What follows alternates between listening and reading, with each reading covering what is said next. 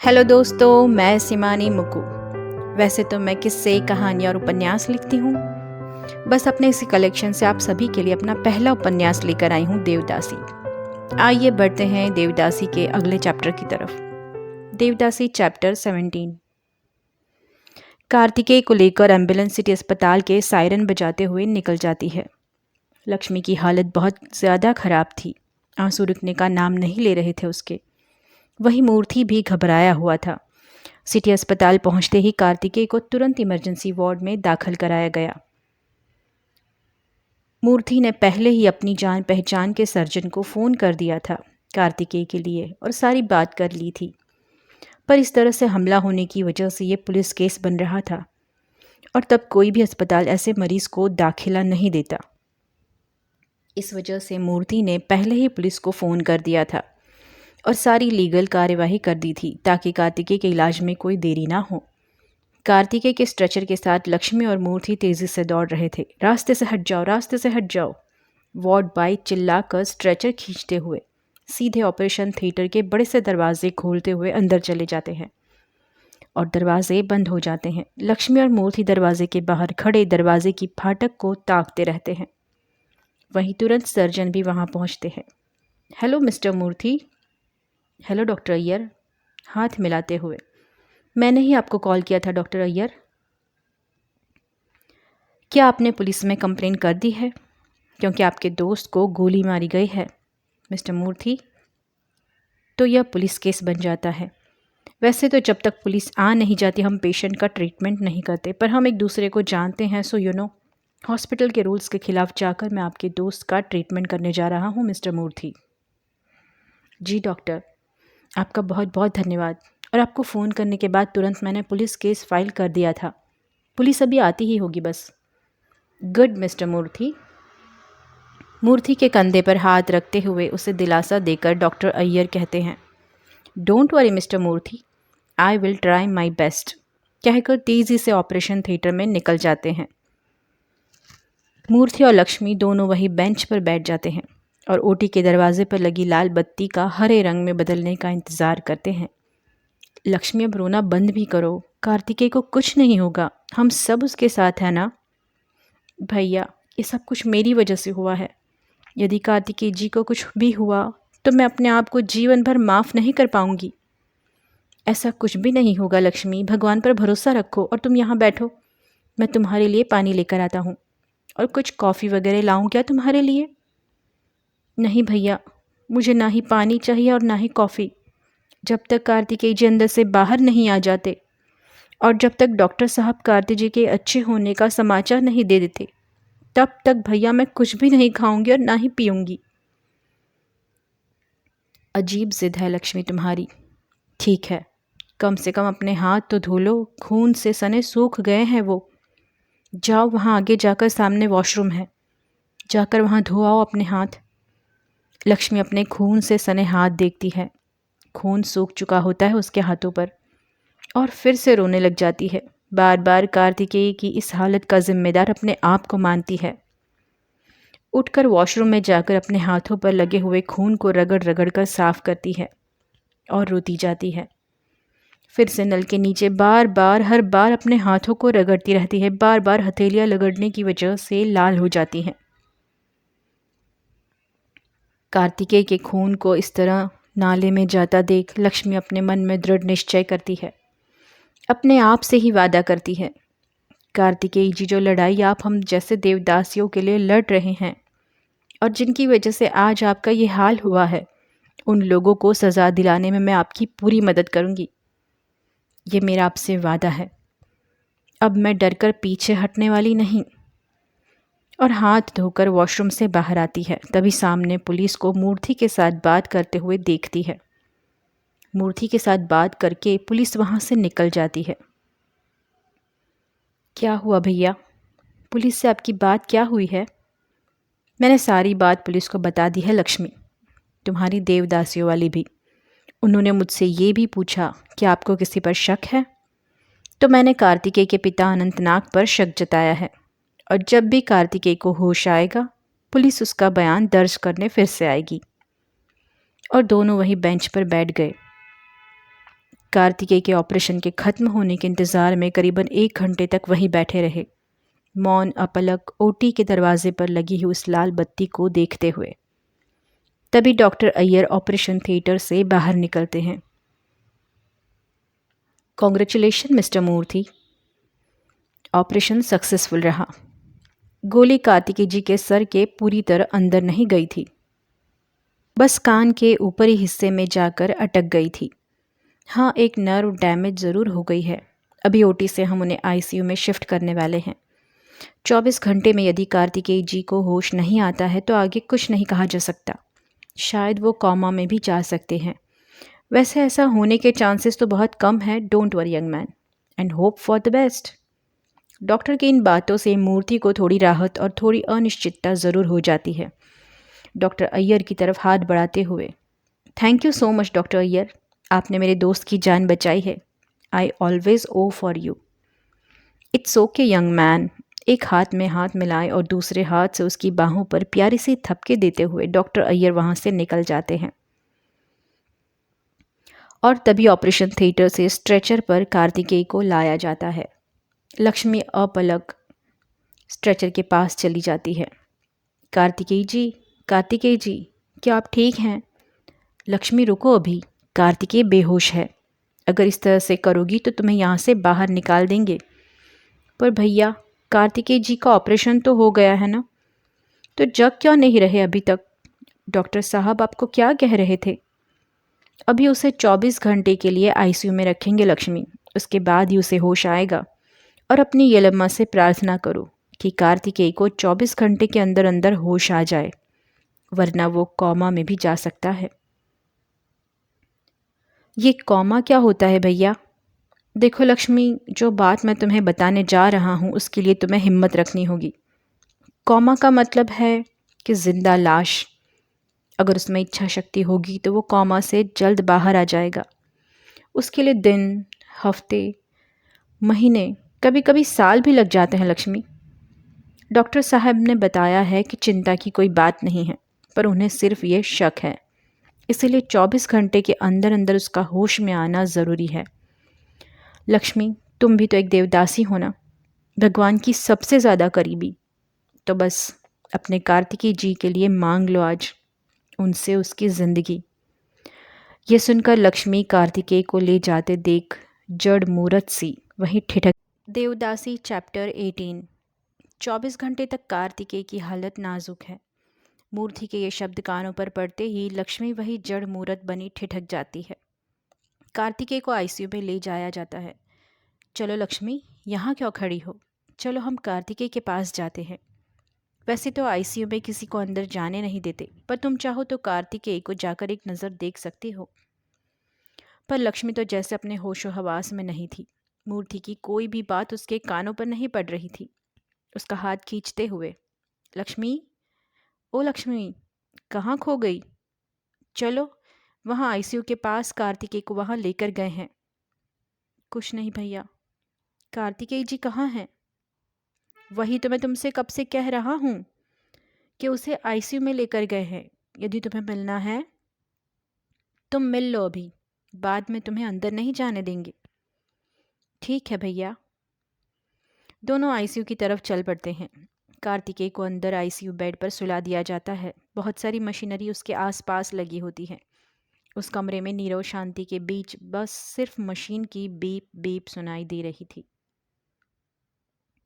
लक्ष्मी अंदर आईसीयू कमरे में अकेली जाती है। कार्तिकेय अब भी बेहोश था। कार्तिकेय को बेड पर इस तरह से निढाल लाचार देखकर लक्ष्मी अपने आंसू नहीं रोक पाई। उसने अपने पल्लू से अपने मुंह को इतनी जोर से दबाया कि वो आवाज़ गले में ही घुट कर रह गई, ताकि आवाज़ बाहर ना आ पाए। उसके गले में डूम भर गया था। तुरंत दौड़कर लक्ष्मी आईसीयू से बाहर निकल आई और बाहर रखी बेंच पर बैठकर उसने एक लंबी सांस भरी।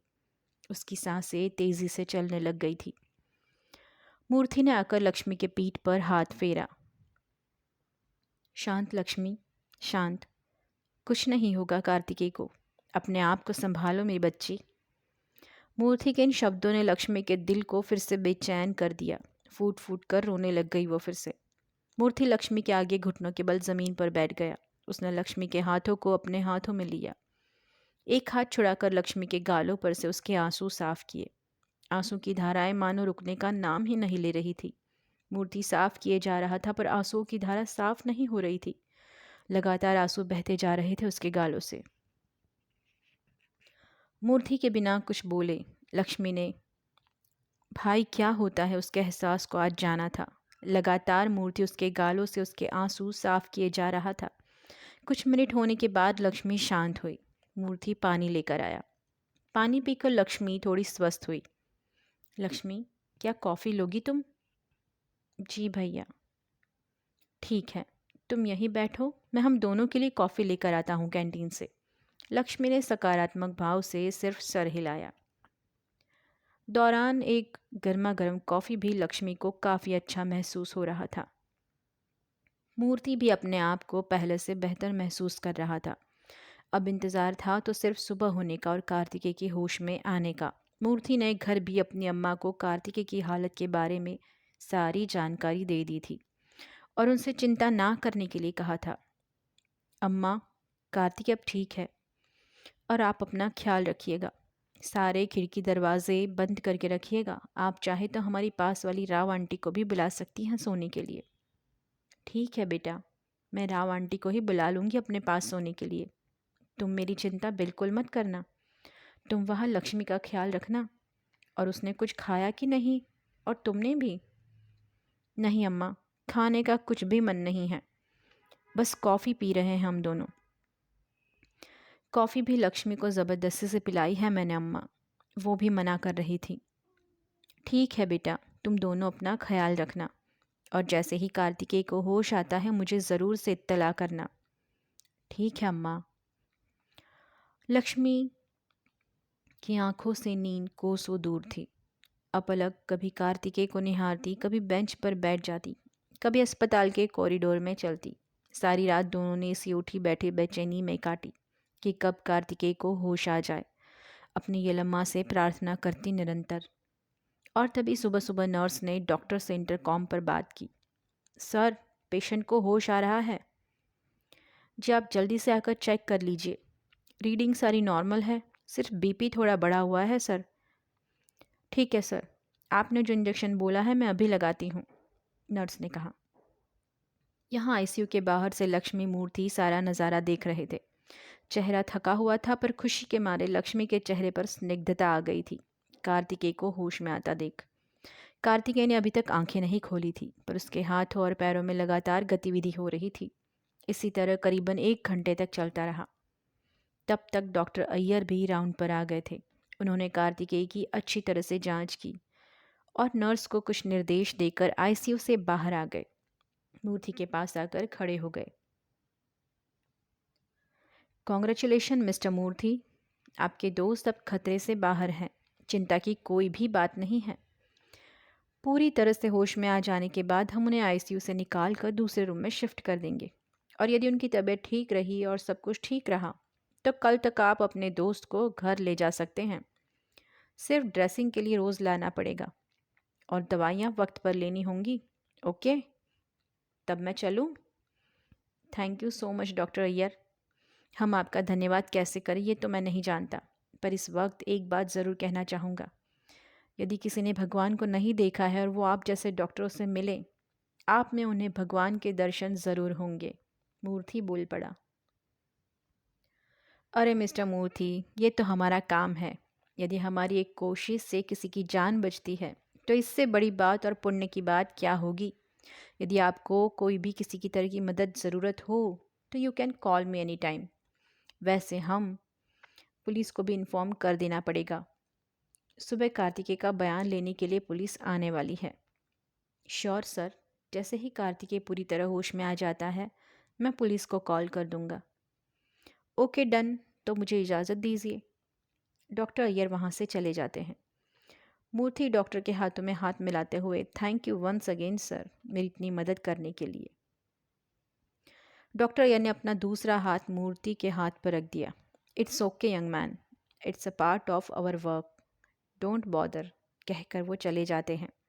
लक्ष्मी और मूर्ति एक दूसरे की तरफ देखकर आंखों ही आंखों में मुस्कुराए। दोपहर होते होते कार्तिकेय को होश आ जाता है।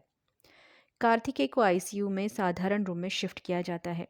वही मूर्ति तुरंत पुलिस को फ़ोन कर देता है। लक्ष्मी कार्तिकेय के बेड के पास ही बैठी रहती है। कार्तिकेय अपनी आंखें खोलता है तो सबसे पहले लक्ष्मी को अपनी आंखों के सामने पाता है।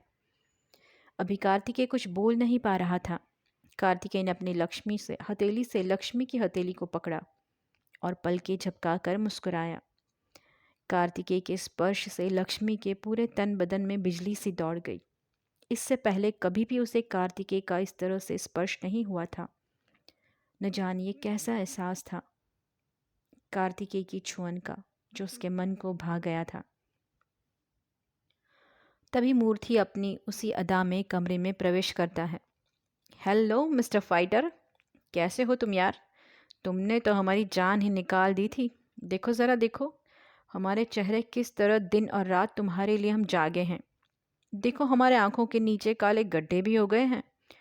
और ज़रा लक्ष्मी का चेहरा तो देखो, बेचारी सूख कर काटा हो गई है एक ही दिन में। और कहते हुए मूर्ति ज़ोर ज़ोर से हंस पड़ा। कार्तिकेय ने अपने हाथ से मूर्ति के कमर पर मारा। आह! कार्तिकेय चिल्लाया। अरे भाई, अपनी ये बहादुरी बाद में मैदान में दिखाना।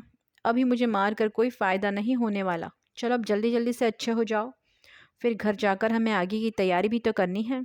कार्तिकेय ने मुस्कुराकर मौन स्वीकृति दी। मूर्ति के हंसी मजाक ने कमरे के मौसम को ही बदल दिया था।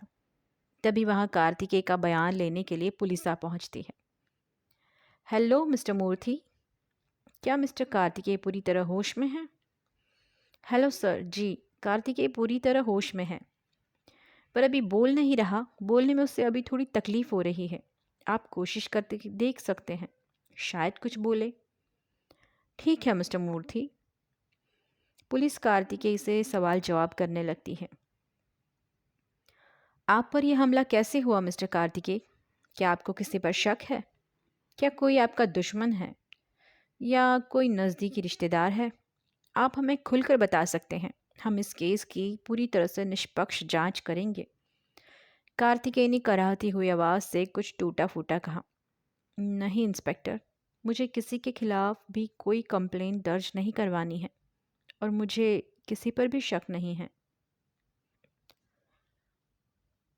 मगर आपके दोस्त ने तो अनंतनाग पर शक जताया है, जो शायद आपके पिता हैं ना?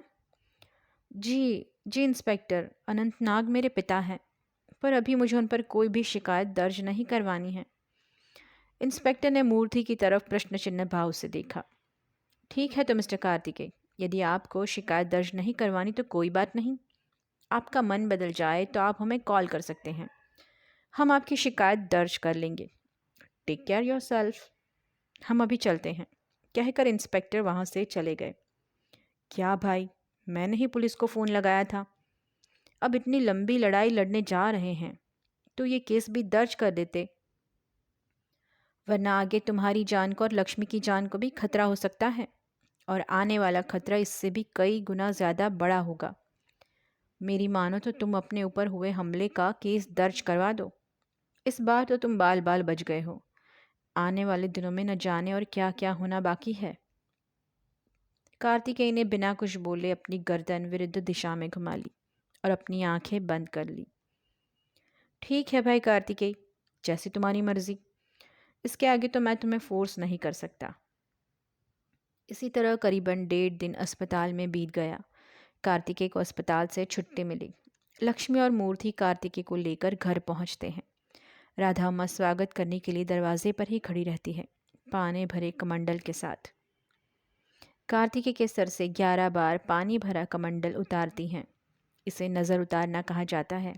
आओ बेटा, धीरे धीरे घर में कदम रखो। देखो तो ज़रा, 2 ही दिन में मेरे तीनों बच्चों के चेहरे कैसे उतर गए हैं। तीनों घर में प्रवेश करते हैं। लक्ष्मी कार्तिकेय का कंधा पकड़कर उसे हॉल में बिठाती है। तभी राधा अम्मा लक्ष्मी के हाथ में सूप से भरा कटोरा देती है। लो बेटा, कार्तिकेय को इसे तुम्हारे हाथ से ही पिला दो, तब तक मैं खाने का देखती हूँ। सूप का बोल लेते हुए लक्ष्मी बोली। जी राधा अम्मा। लक्ष्मी कार्तिकेय को सूप पिलाने के लिए उसी के पास बैठ जाती है। एक एक घूंट अपने हाथों से कार्तिकेय को सूप पिलाती जाती है। लक्ष्मी के सूप पिलाने में आज कार्तिकेय को भी एक नया सा एहसास हुआ। उसे आज लक्ष्मी का साथ अच्छा लग रहा था और लक्ष्मी को भी। शायद नए एहसासों का एक नया रिश्ता था। शायद ये रिश्ता दोस्ती से कुछ ऊपर उठ चुका था। सूप पीते पीते कार्तिकेय ने लक्ष्मी का हाथ पकड़ लिया। बस लक्ष्मी, अब नहीं पिया जाएगा। कार्तिकेय के हाथ ने जैसे ही लक्ष्मी की कलाई को स्पर्श किया, लक्ष्मी को फिर से वही एहसास हुआ। उसके पेट में तितलियां उड़ने लगी। लक्ष्मी ने झट से अपना हाथ नीचे कर लिया। तभी वहाँ मूर्ति आ पहुँचता है और हॉल में बैठ जाता है कार्तिकेय के पास। देखो भाई, मैंने सीनियर वकील से इस केस के बारे में डिस्कस किया है। वो मुझे कह रहे थे यदि जो PIL हमने दर्ज करवाई है उसका फैसला जल्द से जल्द लाने के लिए हमें इस PIL को निचली कोर्ट से खींचकर हाई कोर्ट में डालना होगा। ठीक है भाई मूर्ति, तुम जैसा ठीक समझो, कार्तिकेय बोला। हाई कोर्ट की बात सुनकर राधा अम्मा रसोई घर से बाहर हॉल में आती है। क्या PIL तुम लोग हाई कोर्ट में डालने वाले हो मूर्ति? जी अम्मा, एक बड़े वकील की सलाह पर यह करने जा रहा हूँ मैं। इस केस की सेंसिटिविटी को देखकर मैंने उनसे सलाह मांगी थी, तो उन्होंने मुझे यही कहा कि निचली कोर्ट में शायद बहुत दिन लग जाएं।